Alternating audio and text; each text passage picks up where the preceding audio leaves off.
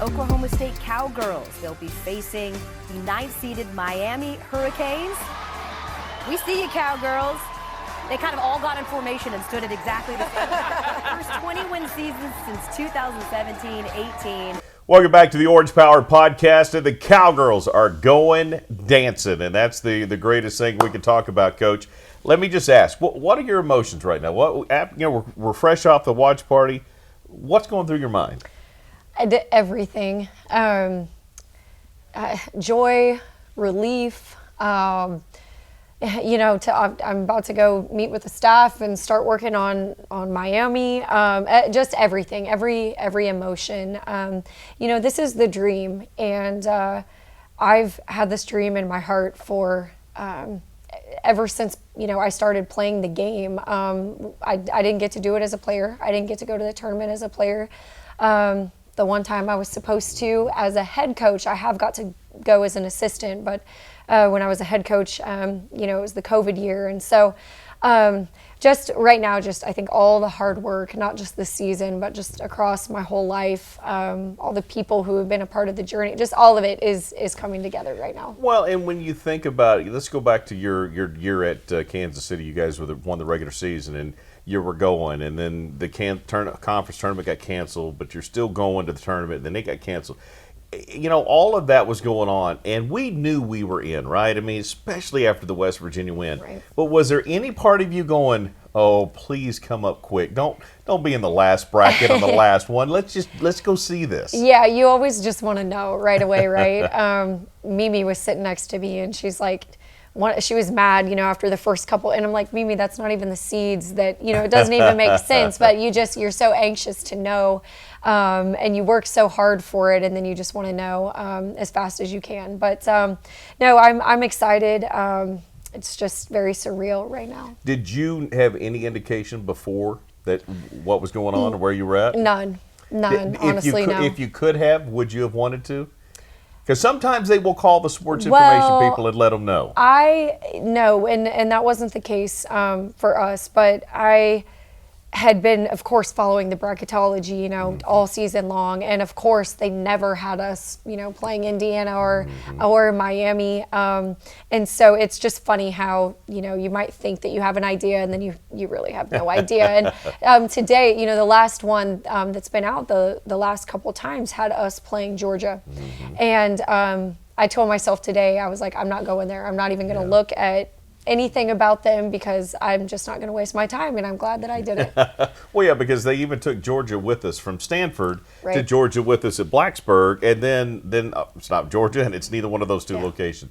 Coach, it's interesting. I don't want to dwell on the sister thing, but listen, we know they like to create drama and storylines, right? So I think we'd be a little naive to think that Lior Garzon's sister playing for Indiana, her playing here, that potential matchup, that wasn't in the back of the mind, somebody's mind for sure. Yeah, I'm sure it's just very bittersweet for her and for the parents too, However, the silver lining is the family all gets to be together. Yeah.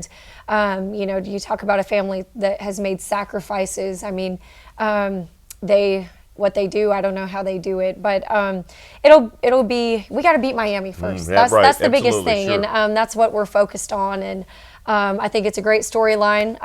Obviously, we know that was probably intentional, so we're just going to embrace it. You've been as an assistant coach. What did you learn from those experiences that'll help you going into this? Well, I think just it's almost not even playing in the NCAA tournament is. It's like not even anything close to what the regular season is like. It's not even close to what your conference tournament is like. It's just kind of almost more like a production. And so I think just understanding how all of a sudden we're not really making the travel plans, they're making them for you. You're just kind of along for this ride. And, you got to find ways, because it is so different, to keep your team focused and locked in on what you've done all season long. It's a little anticlimactic to go back to Kansas City, but I think we should, because it was such a special run and a successful tournament for you guys. And Coach, that West Virginia game, I mean, it is going back to that game and that ball sitting on the rim as long as it did, in a game that was not anywhere near as good as you guys can play. But you stayed with it, and that ball sat there for almost as long as the watch party for the NCAA tournament, and it finally fell through. Just an incredible finish. It was, and we desperately needed to win that game for a lot of reasons. Of course, you go into those wanting to win the whole thing, right? But we were in a tough spot at the time, just coming off of a couple hard losses, close losses.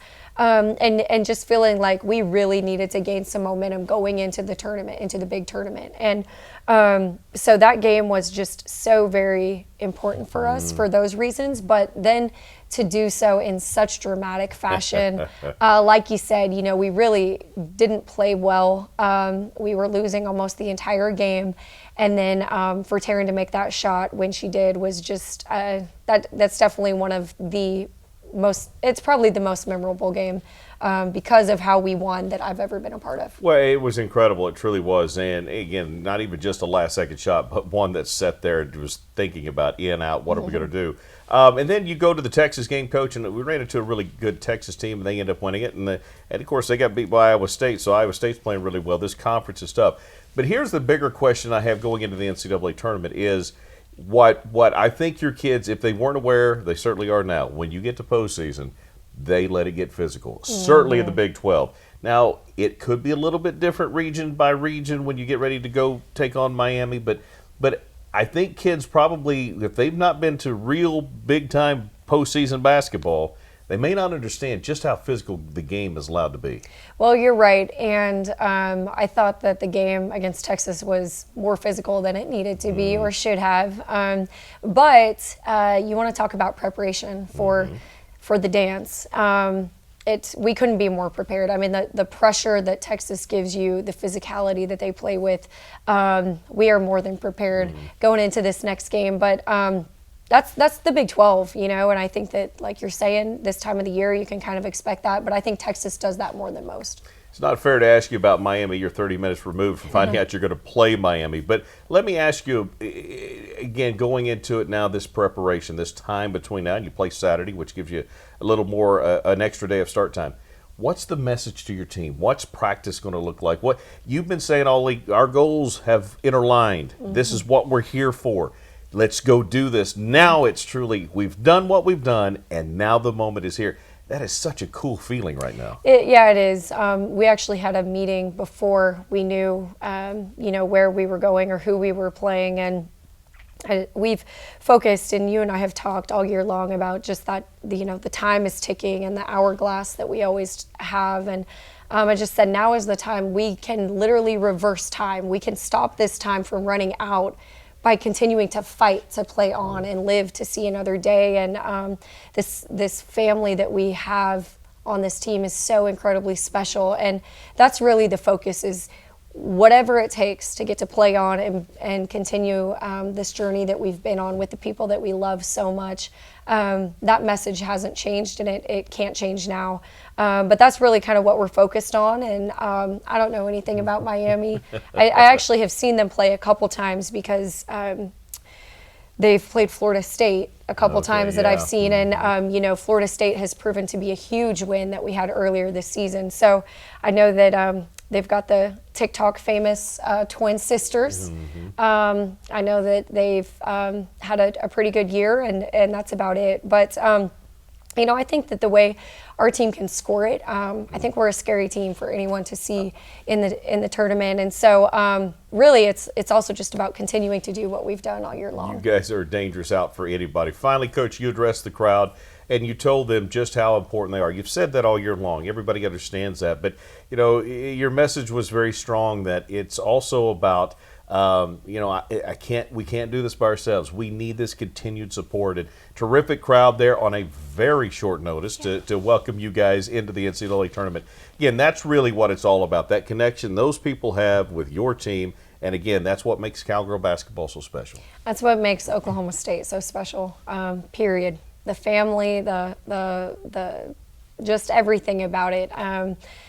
I've never been a part of a family like I feel at Oklahoma State. And so, just to be able to get to see our name come up on the board, it wasn't just about this team and the hard work that we've put in. It's about the way that our fan base has supported me and this team. And it was just so special to get to share that with them. It was very surreal in a lot of ways, but it's bigger than just Cowgirl basketball. This is about Oklahoma State. Cowgirls are going to the dance, going to be taking on Miami on Saturday. That's what we know at this point. Coach, congratulations. Thank you. It's been a heck of a year. Let's go keep winning. Let's go. Let's reverse that clock one more time. That's going to do it for us. We will see you next time on the Orange Power Podcast. For Coach Jacie Hoyt, I'm Casey Kendrick. We'll see you next time.